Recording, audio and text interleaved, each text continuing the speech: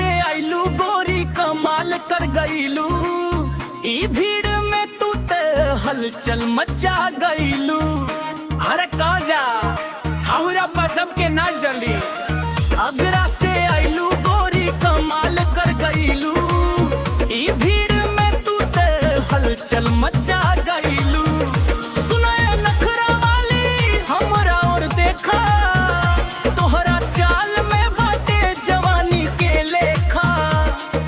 पतली कमर पर घराई कैसन बा, उड़त हवा में मन हमार बेचैन बा। जब तू घूमलू त सबके नजर टिकल, अरे बाबा ई पर्दा उठा के कहा चलल। अरे कहा जात बड़ुई चाल त धीमा कर जान लेला, मसूदन यादव के आंखें से सीधा कर। हम तो सीधा साधा गांव के मनवा ललचावलू, हमसे ना बचबू हंसी के पीछे कौन बात तू लुकावलू।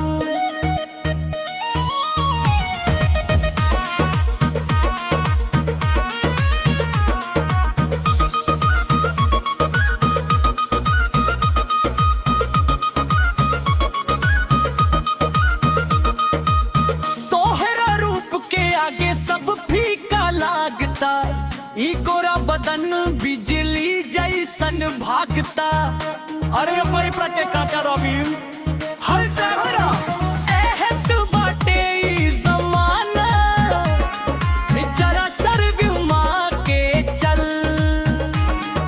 हमरा से कहा तनी मन के हाल बता के चल। अरे कहाँ जात बड़ुई चाल धीमा कर जान लेला, मसूदन यादव के आंखें से सीधा कर। हम ता सीधा साधा गांव के मनवा ललचावलू, हमसे ना बचबू हंसी के पीछे कौन बात तू लुकावलू। आगरा वाली बस एक नजर देख के जा, अरे काहे दौड़े जा तारू जरा रुक के जा।